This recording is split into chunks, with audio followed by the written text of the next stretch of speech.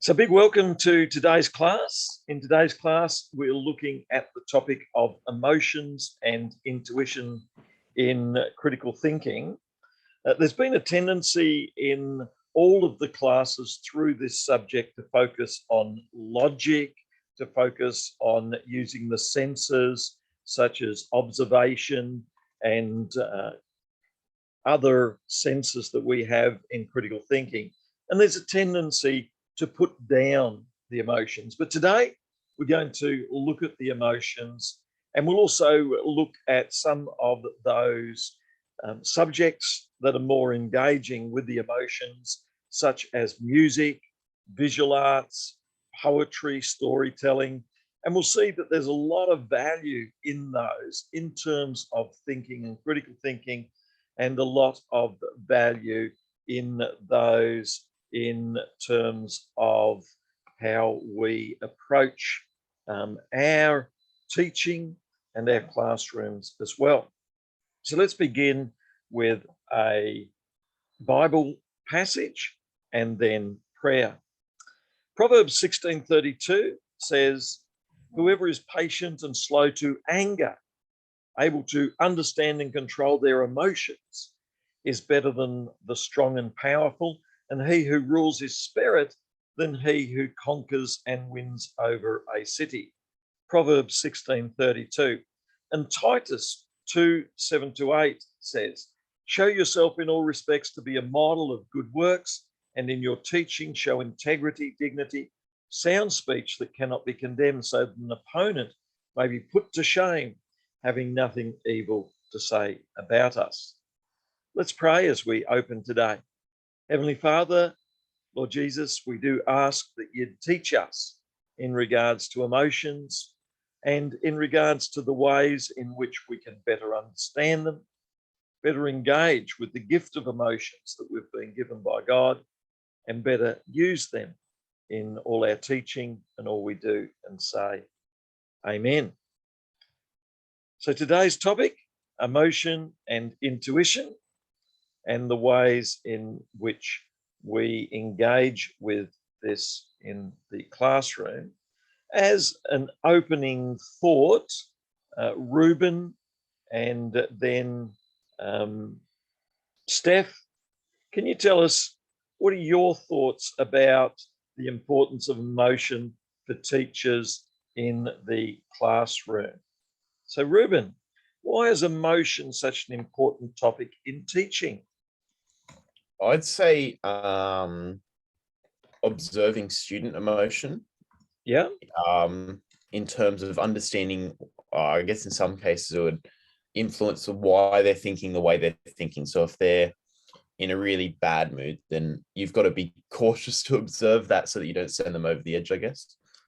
Exactly. And when you've got 30 students, chances are you're going to find one or two that there are emotional things going on. And so if we can understand that, that will be essential. And if you've got 30, 50 or 100 teachers, one or two of them can have events in their lives as well. So that's going to be very, very important. Steph, your thoughts on emotion? Yeah. Sorry, I'm really sick, so sorry. I think that teachers need to have an emotional kind of capacity and way of relating to students, so that the student can make connections with what they're saying. Because if you're just purely logical, then you're not building that relationship, and it's a bit harder for students to relate to what you're saying and the actual content that you're trying to teach as well. And that's so true in terms of content, isn't it? So if I'm talking about history, or even if I'm talking about English and a novel we're reading, if I can put some emotion into that, then the students will get much, much more out of it. Whereas I talk in a strictly logical fashion and monotone with no emotion, then there's going to be a sense in which the students can switch off and not get the maximum out of it. So we said right at the beginning that to say you are emotional is less positive. It can even be gender related. And it can be indicated that this is not based on sound grounds because you're being emotional. It can be subjective. It can be you're saying what you want. Whereas to say you are logical is often seen as much more positive. Can anyone tell me what's wrong with that presentation? That in actual fact, sometimes being logical can be the problem, and sometimes being taking into account emotions can in fact be much more important.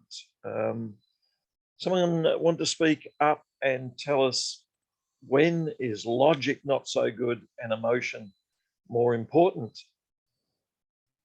I think that to say that being logical is more positive, it takes away the validity of our students' emotions. And especially if we're doing like behavior management or things like that, and there's a child that's not able to, you know, really recognize emotions, and they're looking at it in a logical sense and being like, well, I don't understand why you're offended. It's not logical for you to feel that way.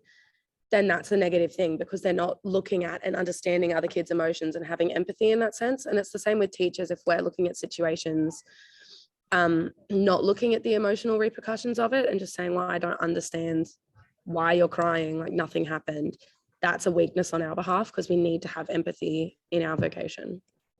So well said. And if you watch Big Bang Theory, one of the people in the Big Bang Theory, Sheldon, has that approach. And you'll find that there will be some students who can't read emotions so well, just focusing on logic, and there can be real difficulties there. So we're going to look at all of these matters today. In earlier classes, we focused on the material, the empirical, and on measuring and observation and logic and science. And certainly Aristotle had an emphasis on that. Whereas Socrates and Plato sought to go further and to look at the bigger picture and the more holistic picture. And through history, we often see a development, that is, in the growth in confidence in modernity from 1500 to the present time, particularly in the late 1800s. There was a real emphasis with the development of mass communication, the radio, the TV, television, and also transportation in railways, trains, trams, and cars and airplanes, and appliances, the discovery of the electric stove and the refrigerator instead of having to put wood under the fire. All of this shaped the way we look at the world, so that we now look at the world as logical. And modernism, last week when we're talking about literature, we also talked about various styles of architecture.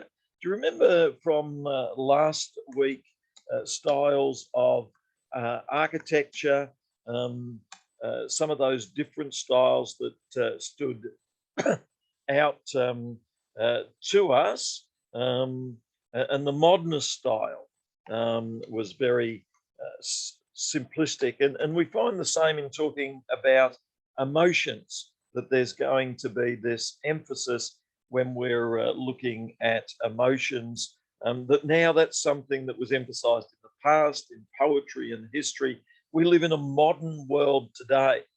So the dangers of the modernist view were warned by the Romanticists and the existentialists, Kierkegaard, Nietzsche, and others.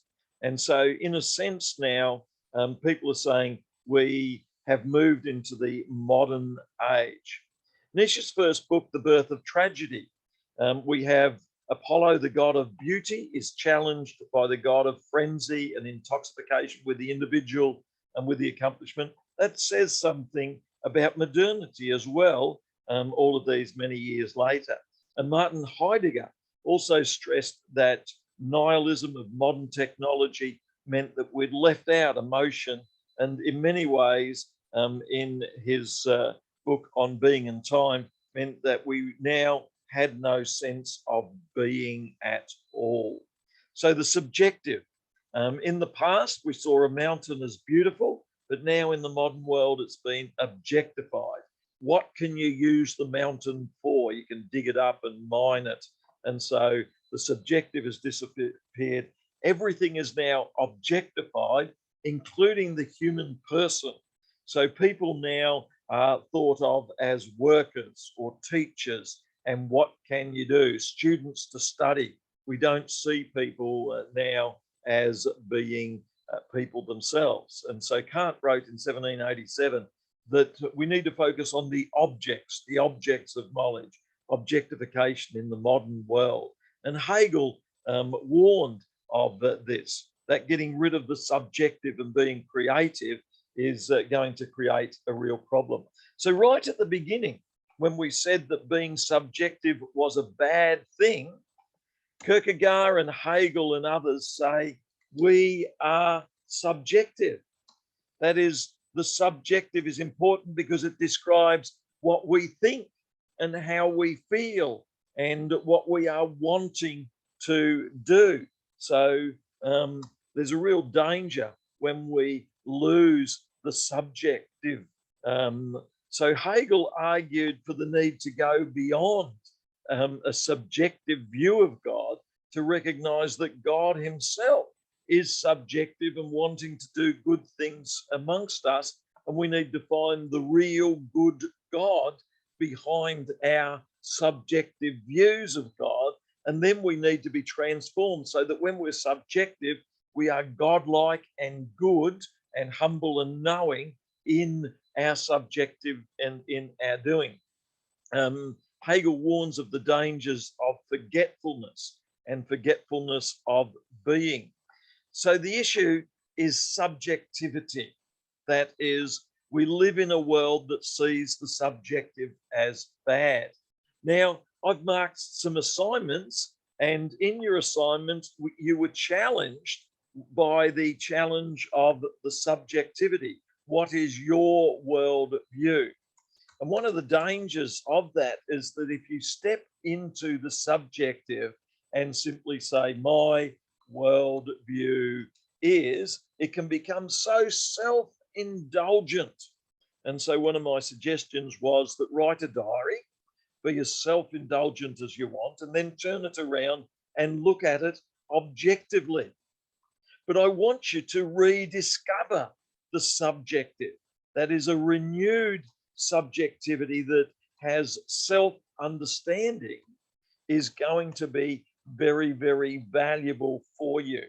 So yes, start off with your immature subjectivity where it's all about you and how you feel. Sure, start off there, but don't stay there.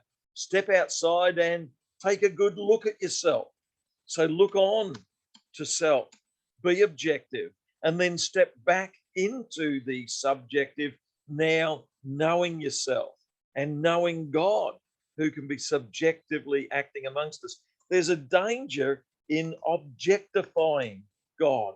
That is, we create God in our image instead of allowing God to create us in his image. And so it's important that we're open to understanding the subjective. Can I get a few thoughts on that? Why is subjectivity important? I know this is a challenging concept, but Rachel and then Noah, why is a healthy subjectivity important? Why can't we just say subjectivity is wrong and objectivity is what we need? Rachel and then Noah.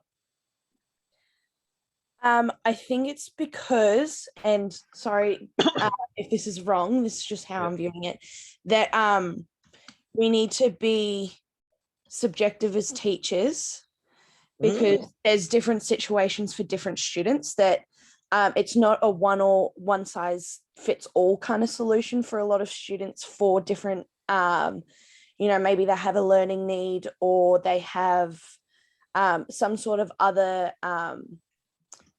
adjustment that they need in class. So we have to be subjective in that sense of, we got to look at it from different perspectives for different students. It can't just be like, oh, well, everybody needs the same adjustments and everybody's going to do the same thing, so it's fair for everybody. But in, Does that make sense? I hope I'm on the right track. Oh, very much. And we need to recognise student subjectivity and feelings and emotions rather than make them objectives of what we want. That is, we want them to be brilliant math students. Well, not all of them are going to be brilliant math students. Many of them are going to feel disappointed by their efforts in maths or whatever subject that they're in. So that there's going to be emotional, subjective feelings that we need to recognize. And so I think you said that very, very well, Rachel. So that's good. Noah, subjectivity. Why is that important for teachers and students rather than this objective? Let's define what the perfect student is, and let's ask every student to live up to being a perfect student, and every teacher to live up to the headmaster or the board or the principal's model of the perfect teacher.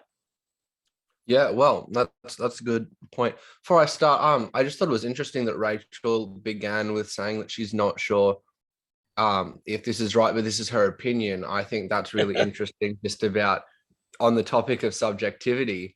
That's the whole thing. And I think there are definitely subjects where you need more logic than emotion, but there are definitely subjects where you need more emotion than logic. Because if you're, say you're wanting to do sport, PDH or whatever, and you're trying to encourage your students to run and dig deep, you can't give them a formula to dig deep and to run. They actually have, it has to come from within them.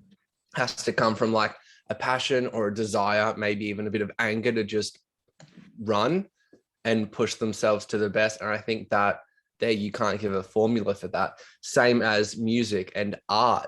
Those are subjects of expression. And if you can't express yourself through subjectivity, then you can't give a formula for creativity. That's not how that works. The whole thing about creativity is it comes from the uniqueness and subjectivity of people. And that's how that is. And I think if we were to strip away the emotion in our personal understanding and context and experiences, we cease to be unique people and start to be the same as everyone else, because we're all thinking the same way, all thinking logically, all thinking this, when it's actually our creativity and our own experiences and our mind that makes us unique. It almost takes out the, when the Bible talks about us all being made unique, it kind of takes that away if we suddenly aren't allowed to feel what we feel. And so applying that to a school context, if we're just all expecting all of our students to be the same, are we really recognizing that they are created uniquely in the image of God? I would argue no. Very well said, Noah. That's excellent. And certainly we live in the modern age where we've been able to make trains and cars and planes, and we've been able to make stoves and able to make objects. And so the modern age, industrialization can churn out objects. And in the same way, we need people to make those objects. So in the 1800s, we built factories, and then we wanted to educate people with a bit of maths and English so that they could sit in the factory, and we objectified the worker so that he could make those objects, and that produced cheaper garments and cheaper items. And we now live very much in that modern industrial world, but this objectification means that all students are the same, and we don't want any emotion from the students. So there's a certain amount of politics in this, there's a certain amount of economics in this, but all of the romanticists and the existentialists and the thinkers who recognize the dangers of this that I was touching on before, point out that this is all dehumanizing. That is, God has made us with emotions and feelings. We're all unique. And this is because we believe that God is a subjective God, rather than objectifying God, describing him in books that we write. God is a living, creative being, and he's made humans who are subjective and active. I like the way in a sentence you'll have John thinks, John goes, and then to the shop. Objectification is focusing on the end product, whereas the beginning of thinking and going and doing is focusing on the freedom of the individual to live up to the fullness of the life that they've been given. And so we live in a world that's focusing on objectification rather than a more traditional world back hundreds of years ago allowed people to be freely subjective. And I think when children come along, they are by nature subjective. They express themselves. And then through the educational process, through schools and other educational processes, parents, we turn them into objectified people who fit into molds, brick in the wall. I think that's one of the real challenges. And one of the great wonders of the expressive subjects, the arts, is that these expressive subjects give opportunity for subjective expression. And I think that's sometimes why the students look forward to art and music. However, as teachers, we then transform them into objective subjects. And so I know that I've been told when you draw a face, you draw a circle, and then the eyes go in the middle of the circle, and then the mouth goes halfway between the middle and the bottom. So that's where the mouth goes, and the fringe of the hair should go 25% down. So we do put formula on the way we do art, and yet the other way you do art is the expressive way. And the same with music. I did music lessons, and it was objectified. You have to learn your scales, practice your scales, etc. Music can be creative and expressive, or it can be objectified. And the same with maths. Mathematics can be creative. I don't know whether accounting can be creative, but some of the best economists are those who can creatively think about what's going on. So creativity and expression are to one side. Dr. Can I say something? Yeah. Sorry, I just think, like, we're talking about music and pairing how sometimes you have to be objective, like with scales, and this is how scales go. And as someone who's studying music teaching, I think it's really important with subjects like this to understand that objectivity and subjectivity actually go hand in hand. Yes. With a subject, like if you're doing an analysis of a piece, like you can be subjective in the way of saying like, oh, it sounds warm or it sounds sad, but you also have to be objective in saying it's in a major key, they're playing softly. And so I think there are certain subjects like music where they go hand in hand. Not so much as in maths. I think maths is very like objective. You're either right or wrong, and that's just but yeah, I think there are some subjects where you have to have a healthy balance of both. Otherwise, it's just going to go out the window.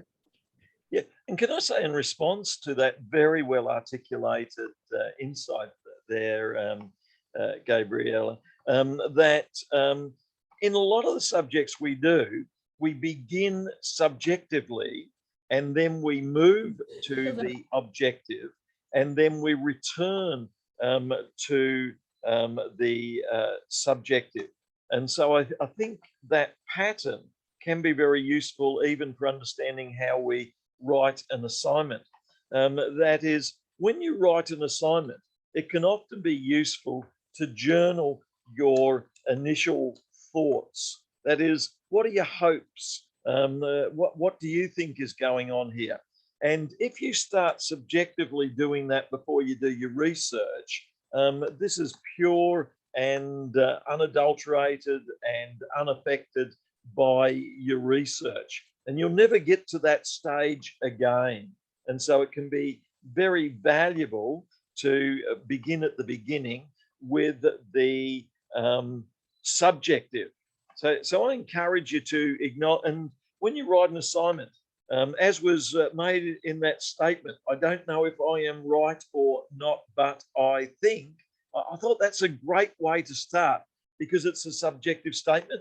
And even in an essay, you can begin with the subjective and say, from my perspective, from my viewpoint, from where I'm at. So you can begin with the perspective, but you do need a measure of objectivity if it's an academic assignment. So then you can do your study and say that measuring, observing all helps. And then at the end, you can have a conclusion that includes subjectivity that says this is the way it's done. And I think when you apply that to music, as you were saying, Gabrielle, if you apply it to music, often it's a good idea if you can get students to begin in music with get them to play a little piece on the guitar or the piano and then move to the objective and say, if you're ever going to be really good, then you're going to have to develop skills here and go further, and then get them to finish with a bit of free music rather than just objectifying. And I think that's true of every sport, every subject. Gabrielle mentioned mathematics.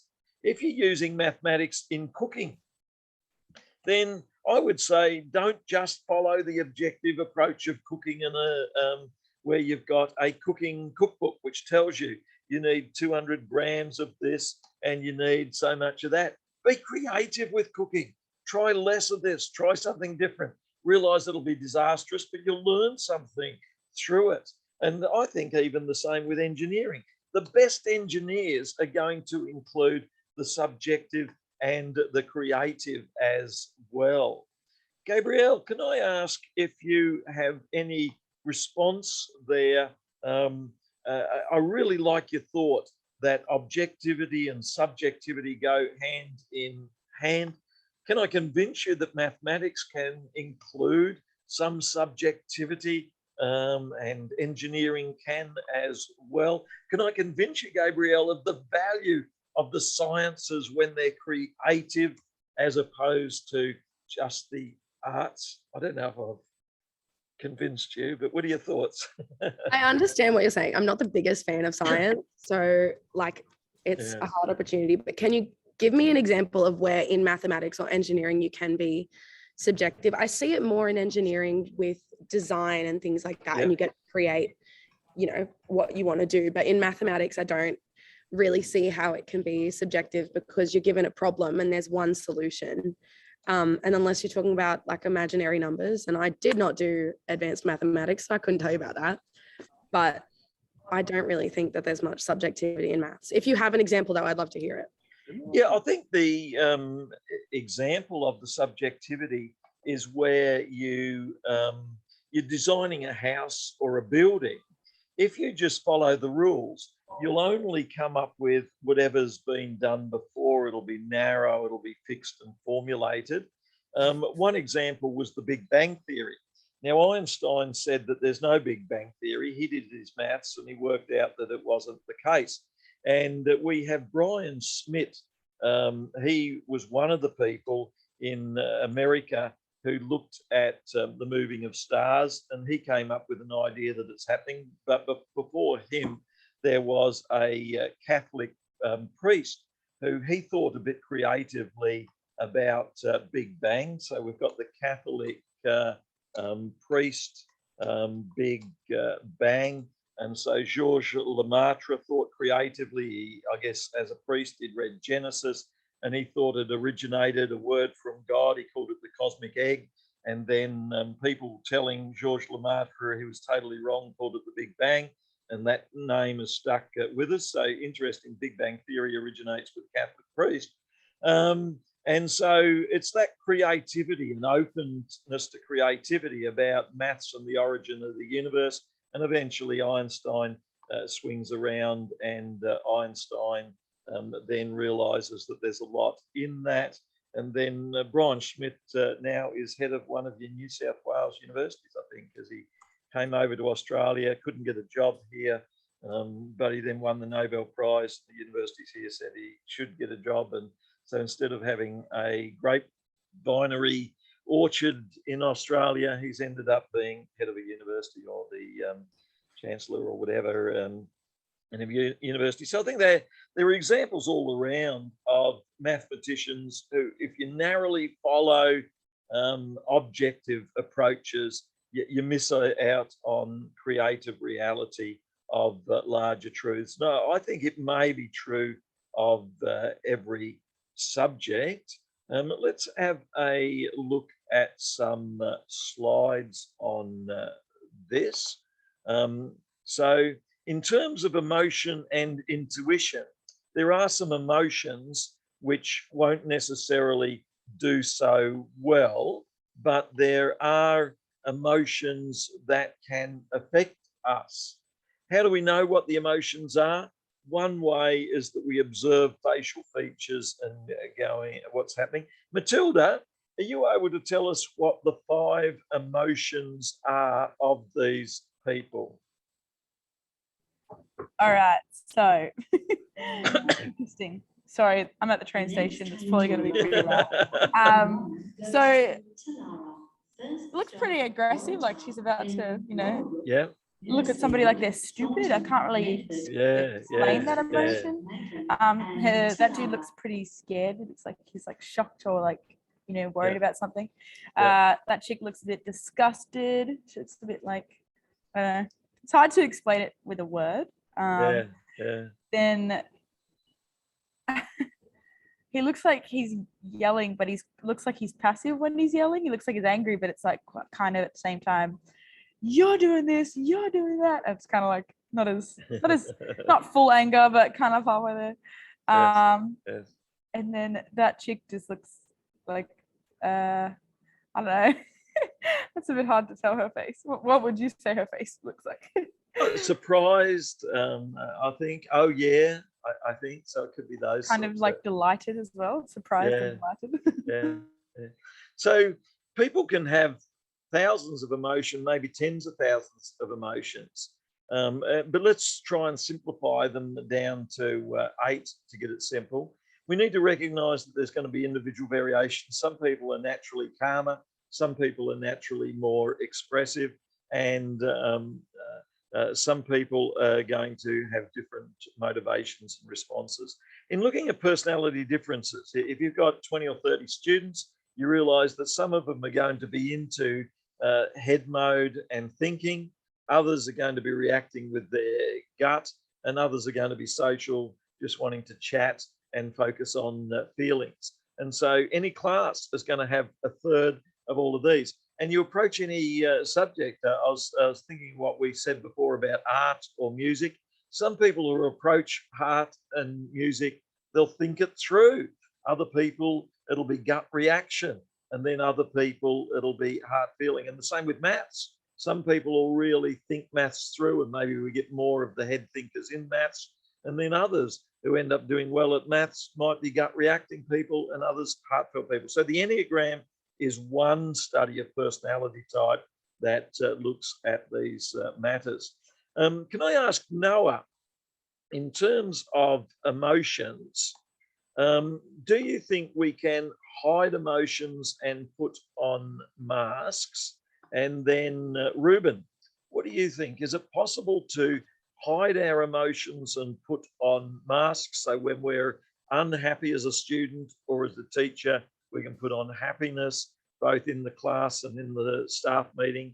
And when we're super happy, but it's a funeral or something, we can put on sadness. So Noah and then Ruben, what are your thoughts on whether we can put on masks?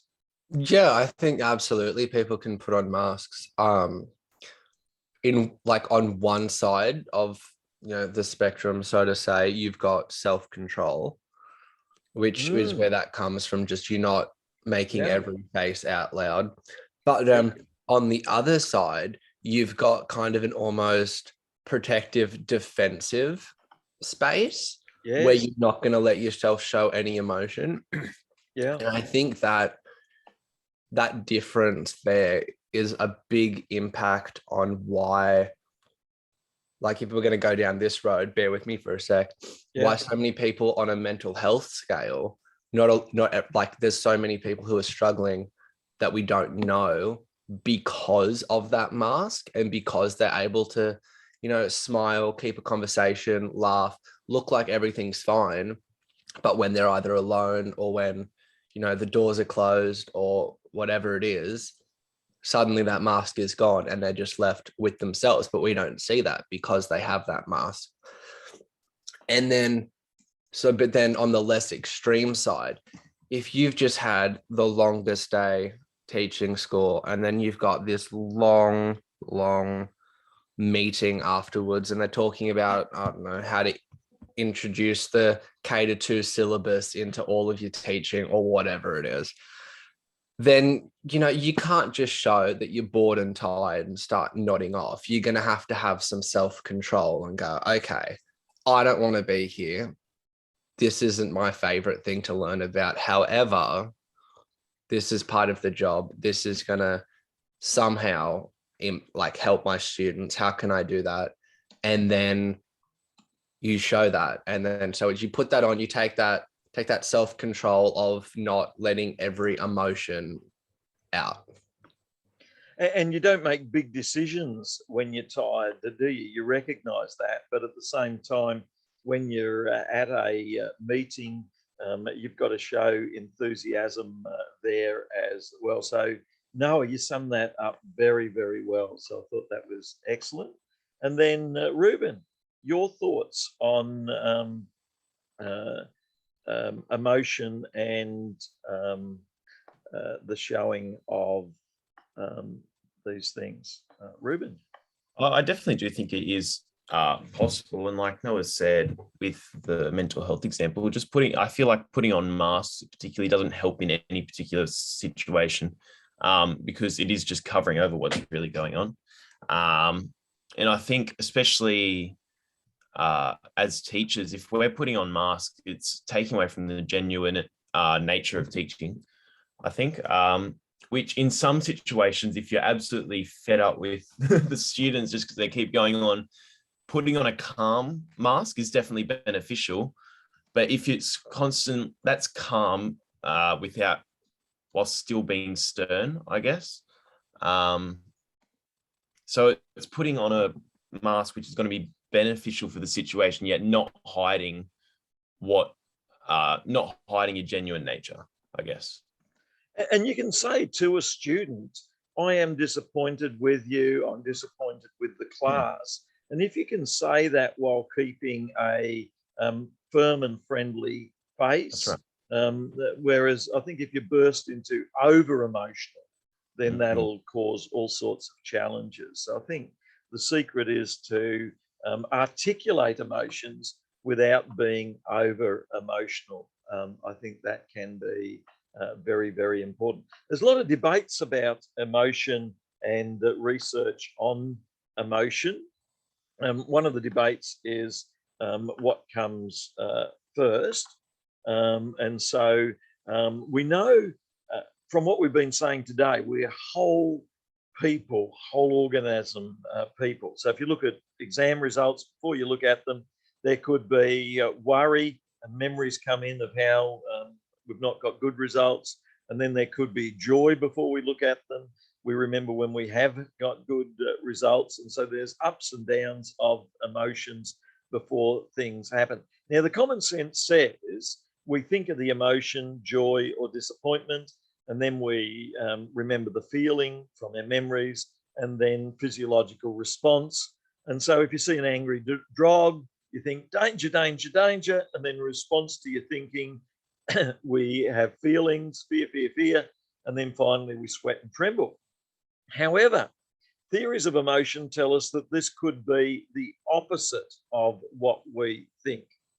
That is, scholars like William James say that often it is the physical experience that comes first. So student is sitting in a classroom and student next to them pokes them in the ribs.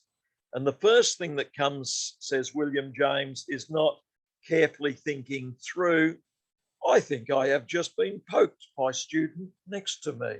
I wonder how I feel about that. And then feelings come through. Maybe I'm not so happy about that. What William James says is student pokes student next to them, and the first thing that happens is entirely the body reaction. That is, the body sends pain message instantly to parts of the brain, and parts of the brain send response message, fight, flight, emergency, I've been poked, which then activates arm muscle, punch him in the nose, and everything's happy again. And so William James says that if we recognize, and Carl Lange, the physiologist, made the same discovery over in Denmark, if we have been a car nearly hitting us, the first thing that happens is the body response. And so the first thing that happens is the blood rush, the adrenaline, the heart beats faster, sweat. I have been poked by a boy next to me. I better respond. Bash him. That'll make me happy now. And only second do we think about what we've done. Oh, I seem to have hit the boy next to me in response. Maybe I was angry. Because the second thing that comes in, says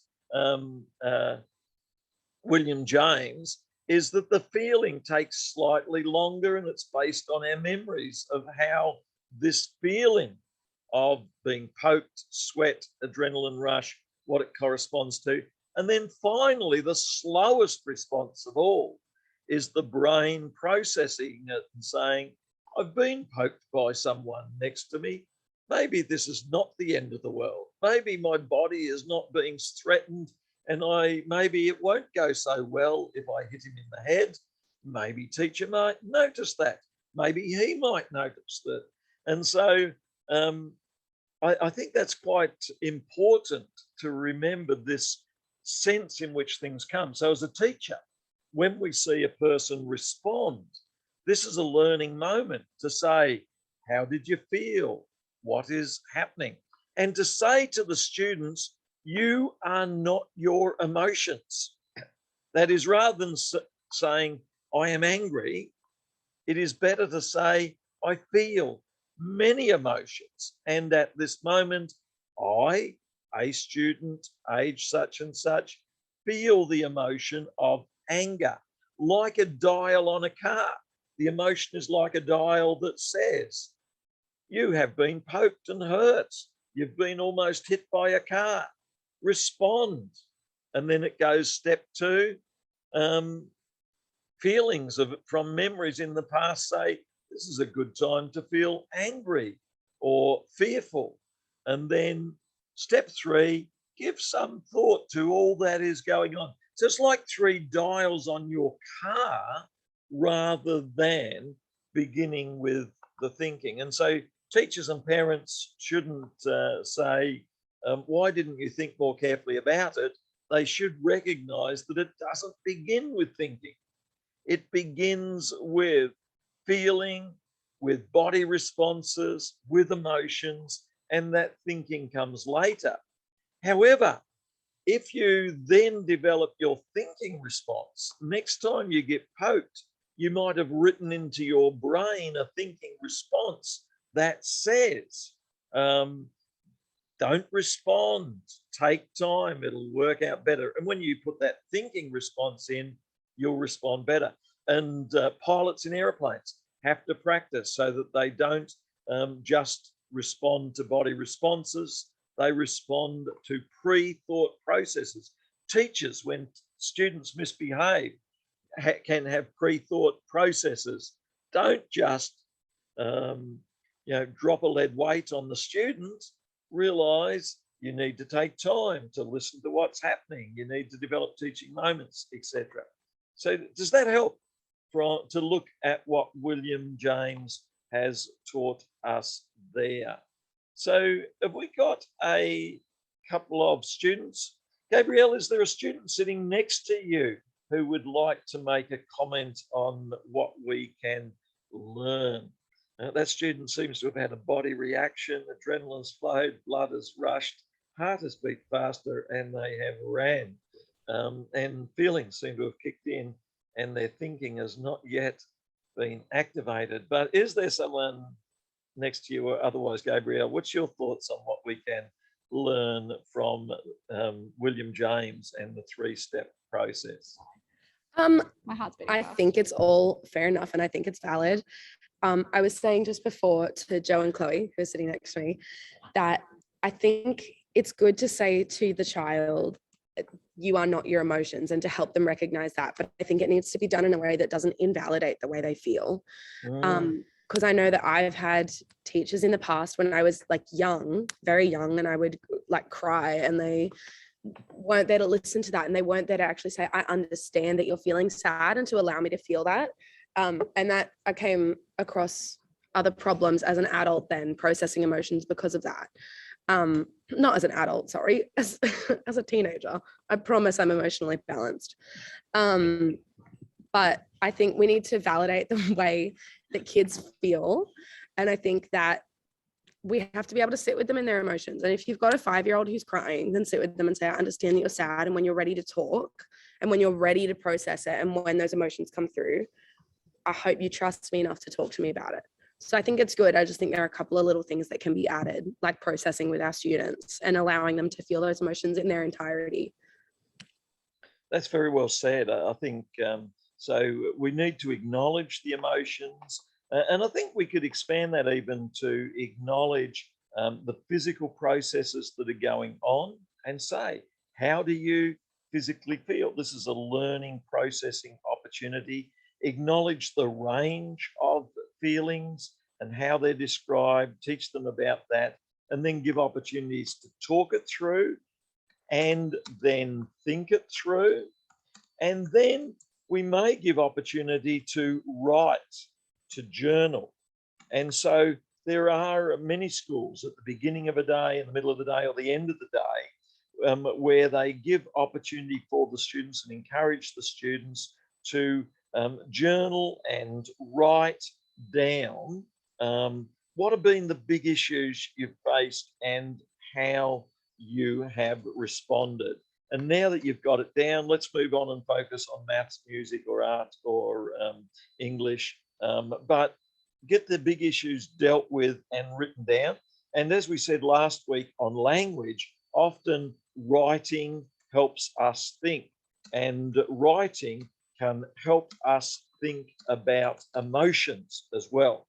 And great writing often involves the emotions. That is, great writing, you can consider the emotions and what the emotions can tell us, and you can include the emotions in that great writing that is being done. So writing can be very valuable in terms of understanding what's going on. In fact, Plutnik, in his Wheel of Emotions, rather than looking at so many different emotions, we could bring them down to 8 emotions in the Wheel of Emotions. And then if you look at those 8 emotions, then with these 8 emotions, then you can focus on those, and you can see that while we have the positive emotions of joy and anticipation and trust, we also have these other emotions of anger, disgust, sadness, surprise, and fear. And if you're writing a book in English, or writing even a story, sure, you'll want some moments of joy and anticipation and trust. But in order to set up a story, you're going to want not only a protagonist, you want an antagonist who's going to stir anger, disgust, sadness, surprise, and fear, and events that will bring these other emotions in. So language can be very, very important in helping us think about emotions and help us think about the emotions we face as teachers and the emotions our students are facing. Drama can be helpful in that can get students to act out. How does it feel to have different roles, different experiences? So drama can be useful there as well. And also in the different subjects we teach, art and music, get students to try music and art that express the different emotions. And great music and great art express not just the positive emotions, but they express all the emotions, a range of emotions. And Gabrielle, do you have any thoughts on music and the minor keys? What do they tell us about emotions, and why is it useful? And what sort of wonderful responses do we have when we work with the minor keys? Why are they so very helpful in music? Yeah. So my mum is also a music teacher, so I've seen her teach like this, and we're both choir conductors. And whenever we're talking to young kids, we'll play a minor chord or a major chord and ask them how it makes them feel, and generally refer to a major chord as happy. So I think that that's a significant thing about music, that the tonality can change the way you feel about it. And I think that's really beautiful, that just the way that music sounds can make you feel something. And very often I'll be listening to a piece of music that's just absolutely brilliant, and it stops me from talking or stops me from breathing because it's just so wonderful. And I think that there aren't a lot of subjects that can do that. I mean, like, if maths does that for you, then whatever floats your boat. Like, if a good equation makes you breathless, then righto, go for it. But I think music is so unique in that way, that you can just hear something, or you can hear a chord and immediately have an emotional response to it. And so then processing that with younger kids and saying, well, why do you feel that way? You know, listening to a piece of music and they say, it makes me sad. And you say, why does it make you feel sad? And helping them process that as well. I think that's something really beautiful about the subject of music. And when we, Jeremy Begbie's written quite a lot on this. So Jeremy Begbie, on theology of music, there's some really great theology of music YouTubes that you can watch. And in these YouTubes, he really has some really great insights there. And so this is just one example on ways music shapes us. And it not only helps us hear, express, and understand the experience, it also reshapes it. Music forms us, shapes us, and sometimes, too often perhaps, for the better, in at least 4 ways. First, it reshapes you by combining dissonance with hope. This tension in the middle can be quite mild, but it can also be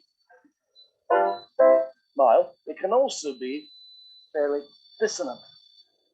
Music takes you into some dark places.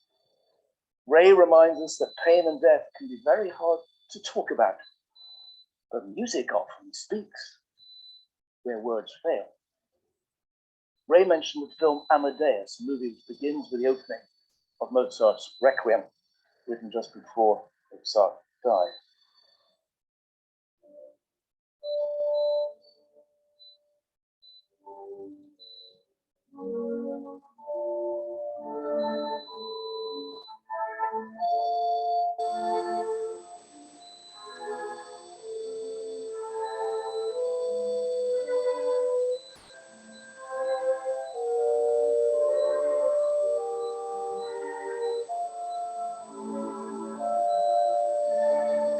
Rarely has so much pathos been packed into 30 seconds.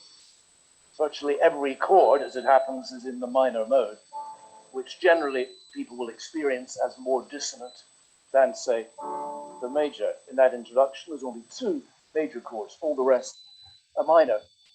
But perhaps. And so you can read more of Jeremy Begbie's writings on theology and music and thinking on music. You get a lot from that. But the point we're wanting to make here is that these emotional subjects are so important, and you can become a better mathematician by listening to music, like Mozart. You can become a better theologian, said Karl Barth, by listening to Mozart. And possibly in music, you could use mathematics and science, and that to help you there as well, in that there's relationships between the different musical notes there. Einstein, of course, described a lot of this as beauty. So Einstein on beauty and maths and emotion describes, there's a lot of quotes that you could draw there, which show the connection between the sciences and the maths and the arts. And so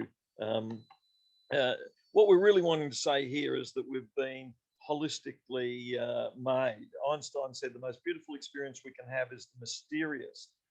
We can try and explain the beauty of music, but we're always captivated by the mystery that is there. And he's the greatest mathematician of all time, but he also talks about it's the fundamental emotion of the mysterious that stands at the cradle of the art and true science, and that we're integrated people who have both emotion and logic.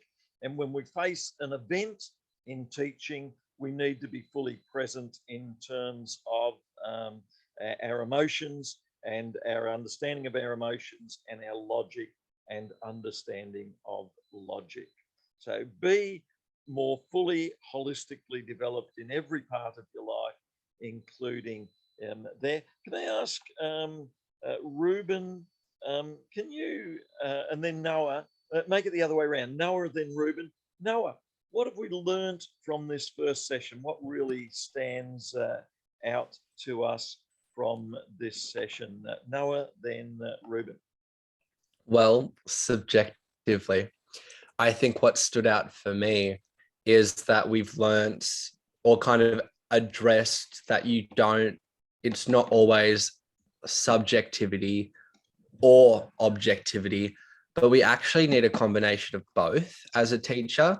And it's that amalgamation of skills that allows us to best bring out the potential, the God-given potential in the students, as well as the potential of us as Christian called teachers. And I think the way that we do that is that we don't shy away from our own emotions and our own experiences and such, but we also then don't shy away from thinking away logically. We don't go, oh, well, I have these strong emotions, I don't need to think logically. But it's like, no, we can think logically and still feel, but we don't want to make the mistake of trying to rationalize away our emotions or feel our way through like logical problems, if that makes sense.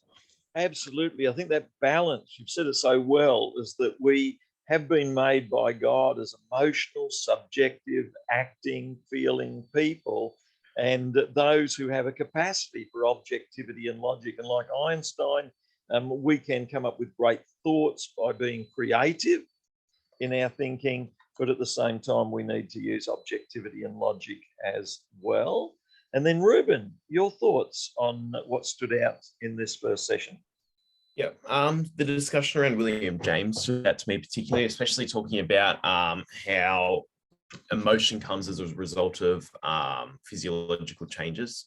I thought that was intriguing because we know that it happens, but to have it in words, I guess, is like, oh, that is a thing. It's like a reminder, and it sort of explains why we or students would have particular reactions or like jumping out if something, with your example of poking with the pencil, say. Yeah, that really stood out to me. And so we need to be prepared, don't we? We need to have scripts and thoughts and ideas in our mind.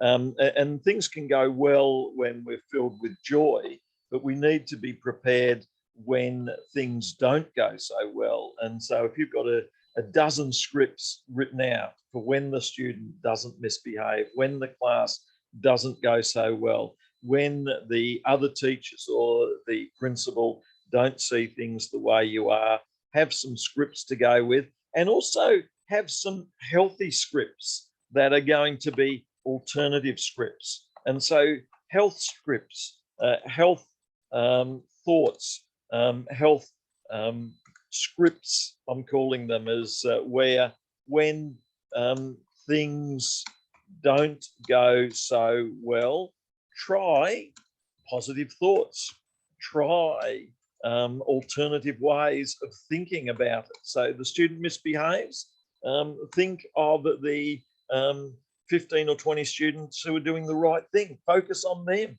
Otherwise, you'll think that every student is really misbehaving. So have alternative thought tracks, alternative scripts as well. Try mindfulness, try meditativeness, and try other ways of switching on the happy and putting on the happy face, even at times when things don't always seem so happy. So let's take our break for 10 minutes there. We'll come back after 10 minutes to talk more about emotion in the classroom, in thinking and critical thinking, and how beneficial it can be to learn more about this. See you shortly. Thank you.